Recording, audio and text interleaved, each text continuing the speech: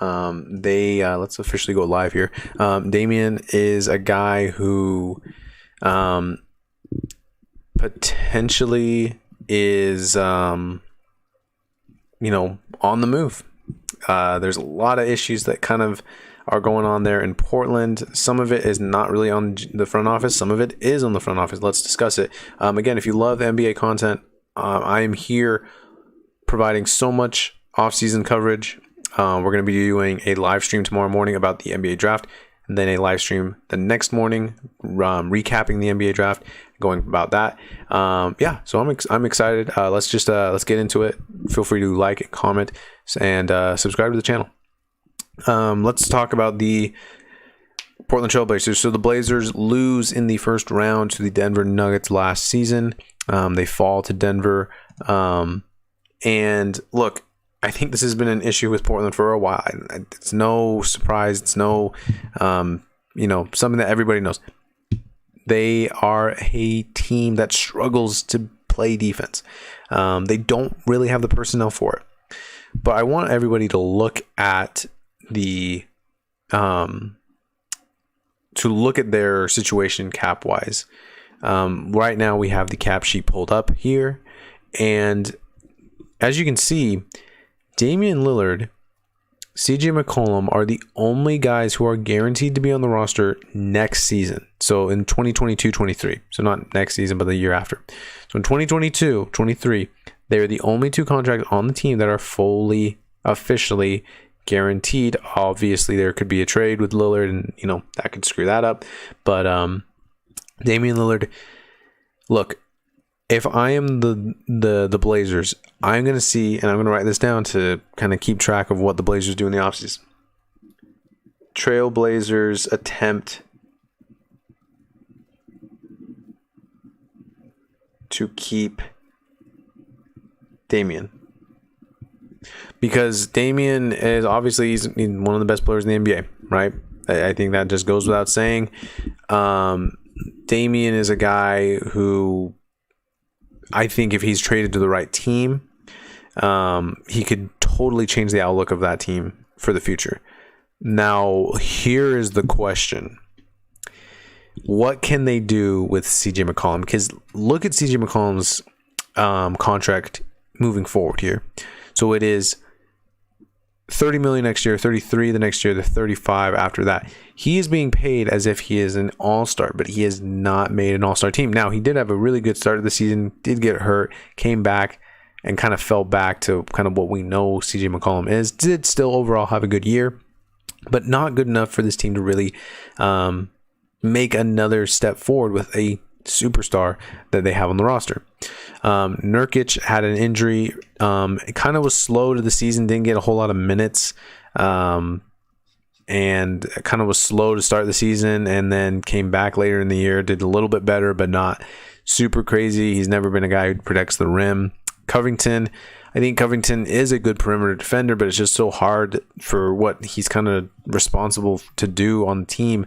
They make the trade for Norman Powell last year, and you got to believe that they're going to extend him. Again, with Covington, I don't see Covington being a piece that they are going to be like, we have to hold on to him. I think they could move him. But they were going to have to get a lot of things back in return in order to upgrade this team and make it a better team for Damian going into the future. So some decisions will need to be made. Carmelo Anthony has been a solid piece for the Blazers. I don't know if they bring him back. Again, he's getting up there in years, and you just don't know if they want to trust another year with him. Obviously, there's the Norman Powell situation and trying to bring him back. I think they should absolutely try to do it, but how much is he going to make in the open market? So obviously, Derek Jones may be a potential trading piece. Zach Collins, his injuries have been really unfortunate for him, and I don't see a situation where Portland again values him. Here's Portland's situation here moving forward. So they own all of their picks except for this year. They move all of their they own all of their first round picks. Some seconds are there, but Neil O'Shea and this team and this management for Portland, the interesting thing is that, again, after next season, they will have so many guys not under contract. So, Covington, he's up for an extension, and he also could be traded if they don't feel like he's a part of the team, if the team's future long term. Derek Jones, obviously. But so they will have the ability, if they can move off of CJ McCollum. Now, there's obviously the huge, very popular trade idea of trading McCollum for Ben Simmons. I don't see that being enough for Philadelphia, but I can, that's kind of just the one that a lot of people like talking about. It works for both teams. Maybe Damian gets another guy. But Damian gets Ben Simmons to work with, maybe helps on the defensive end. Let's jump into potential rumors here for Portland. Let's see here. Kevin O'Connor of The Ringer says that he doesn't expect Ben Simmons to be moved unless the 76ers prison basketball operations Daryl Morey drastically lowers his asking price, or a player like Beal or Trailblazers star Damian Lillard becomes available. Okay.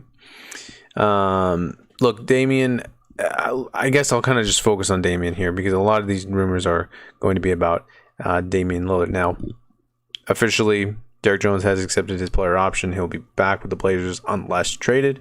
Look, the Blazers and Damian, let's just, we'll finish on this. The situation is on GM's end. You can't have so many kind of just defensive liabilities on the court.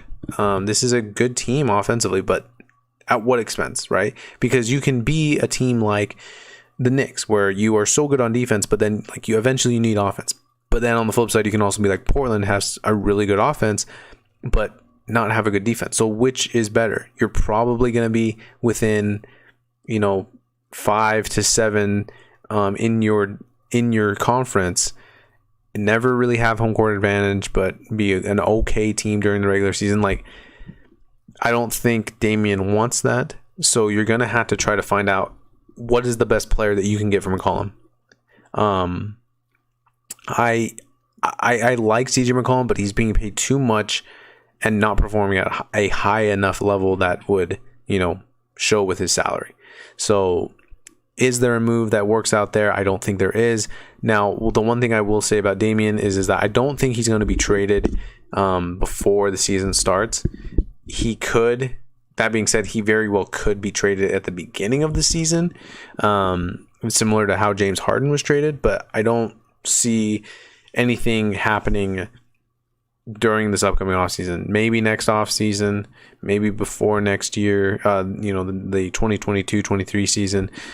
I just don't know if anything materializes for a team that wants to get Lillard, and I don't know if Portland wants to give up hope on trying to keep him on the team. That is it on the Blazers. Kind of a shorter stream for them. Again, I think next year will be interesting for them, but they could make trades. Do they sacrifice Nurkic? Do they sacrifice Covington and Derek Jones? Be super interesting to see what they do. They'll try to bring back Norman Powell and kind of go from there. So if you enjoyed this video, next we are going to talk about the Milwaukee Bucks, the NBA champion Milwaukee Bucks. We'll talk about them, what they can do next year to defend their title, and a little bit more on what they potentially could do in the off season. So again, if you like the video, feel free to like it. Feel free to comment. Tell me where you think Damian could go, what trade that you've made in your mind, and feel free to subscribe to the channel as well. And we'll start our stream of the Milwaukee Bucks here in just a moment.